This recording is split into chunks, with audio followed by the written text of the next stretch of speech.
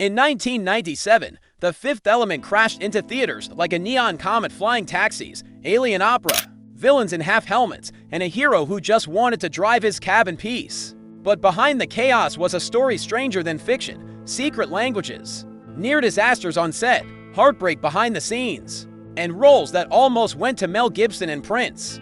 Critics didn't get it, fans made it a legend. Buckle up, because we're diving into 20 wild, untold facts that will make you see The Fifth Element like never before. Long before the neon skies and laser battles, there was just Luc Besson, a kid in the French countryside, isolated, restless, and in love with his own imagination. At 16, he started writing, not a movie but a world. He sketched alien races, drew cities in the clouds, named planets and religions, anything to leave reality behind. Among the pages were characters we now know, Lilu, Zork, the Mondoshaans, but back then, they were his secret escape, a universe that made sense when nothing else around him did.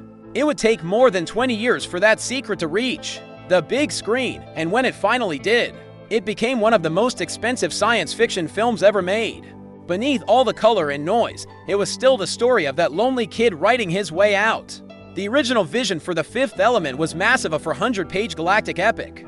The first chapter in a planned trilogy by Luc Besson. It was a universe of alien cultures, political intrigue, and detailed histories, complete with languages and maps for worlds the audience would never see. But studios balked, calling it too big, too risky, too strange, forced to condense his dream. Besson carved it down into one explosive, vibrant film, just a dazzling fragment of the universe still hidden in his notebooks, waiting to be explored. Even with a trimmed-down script, the future wasn't locked, because Corbin Dallas almost had a very different face before Bruce Willis took the role. The studio had a plan B, Mel Gibson, coming off Braveheart. Gibson had the box office clout, but his brooding, grounded energy didn't fit the chaotic spirit of the film. Besson wanted someone who could crack a smile in the middle of mayhem, someone with charm and quick wit. Willis said yes, and everything changed. Corbin Dallas became more than a soldier. He was a reluctant hero with bad luck, dry humor, and a cab full of destiny. As for the villain, Gary Oldman didn't audition, didn't chase the role, and barely read the script. He accepted as a favor to Besson, who had produced his passion project nil by mouth. Oldman later admitted he had no idea what the movie was really about. Yet he showed up wearing a plastic half-helmet, channeling Texas oil barons and cartoon villains, and delivered one of the most bizarre, unforgettable performances of the 1990s. He may have disliked the movie, but fans adored every second of him as Zork. The search for Lilu was massive. More than 8,000 actresses auditioned. From established stars to newcomers, Elizabeth Berkley, fresh off Showgirls, gave a bold reading. Others came with sci-fi swagger, strong accents, and practiced alien grace. But none felt truly alien. Then Milla Jovovich walked in. She didn't try to dominate the room, but there was something about her that felt like she didn't belong to Earth. She was the future. Besson knew instantly she was Lilu, not because she was polished, but because she was pure, a living mystery. Halfway through The Fifth Element, the unforgettable blue-skinned diva Plava Laguna takes the stage, portrayed by my Wen, Luc Besson's wife at the time. But behind the scenes, Besson's attention had shifted to Milla Jovovich. What began as shared language lessons and late-night script discussions grew into something more. By the end of filming, he had quietly separated from my Wen and was openly with Jovovich. Lilu's divine language wasn't random gibberish. Besson created over 400 unique words, which he and Jovovich practiced until fluent. Offset, it became their secret code, and love notes and whispered jokes. The romance faded, but every word Milla spoke on screen remained authentic, intimate, and deeply personal. Jovovich didn't just act the part of a warrior, she trained to become one. She learned wire work, martial arts, and fast-paced combat. Determined to perform her own stunts, the famous corridor fight scene, where Lilu takes down multiple armed guards, wasn't CGI, and it wasn't a stunt double. It was Milla herself, contorting, striking, and enduring grilling takes until the sequence came alive. The production wasn't without danger. Zorg's elaborate all-in-one weapon actually worked, at least the flamethrower did. During testing, the flames nearly scorched the set ceiling, sending crew scrambling with extinguishers. The massive Mondoshawan costumes in the opening sequence weighed 80 pounds each. With almost no ventilation, the actors inside moved slowly, not for drama, but because they were overheating. One collapsed from heat exhaustion mid-scene, and Then there was Chris Tucker as Ruby Rhod Leopard Print, Glittering Mick, Chaos Incarnate. His Jean-Paul Gaultier designed costume weighed 50 pounds, had a rigid spine, and offered no flexibility. Tucker couldn't sit or lean forward. Between takes, he would stand in corners, drenched in sweat, before bouncing back onto camera like a human firecracker. Some of the film's most memorable moments were captured in one take literally. When the Divas concert hall is destroyed, it wasn't green screen or miniatures.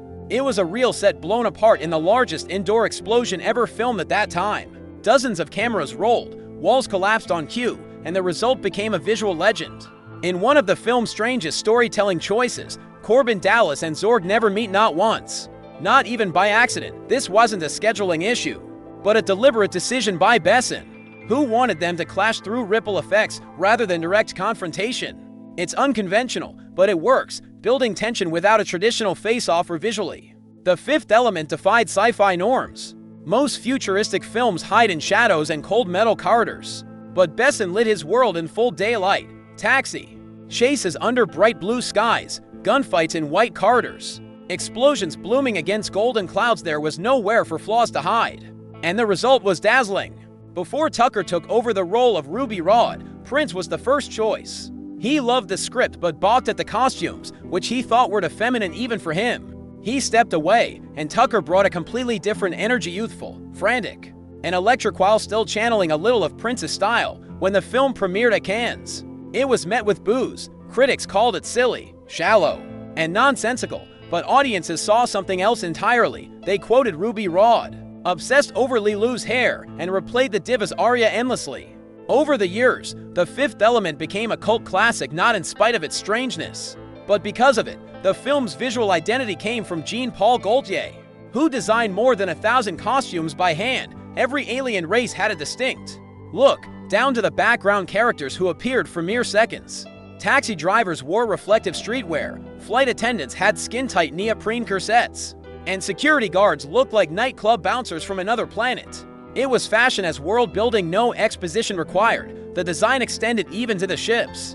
The Mondoshawan vessels were modeled on Egyptian temple geometry, linking the film's futuristic imagery to ancient myths. The massive cityscapes weren't entirely CGI either. They began as hand-built miniatures filmed with motion control cameras, then enhanced with digital effects for a blend of tactile realism and dreamlike fantasy. Though The Fifth Element was the most expensive French film ever made, Luc Besson shot it entirely in English, casting American stars, hiring British crews, and filming at Pinewood Studios to ensure global appeal. And then there's Multipass, a throwaway line from Lilu that became a cult catchphrase, quoted, parodied, and hidden in games like Borderlands and Cyberpunk 2077. Besson began writing the story at 16, and decades later, its universe still thrives in fan art, conventions, tattoos, and pop culture. Loud, bright, strange, and unforgettable in a world of rules, The Fifth Element lit a match and let it burn. Like, share, and subscribe for more videos. Thanks for watching.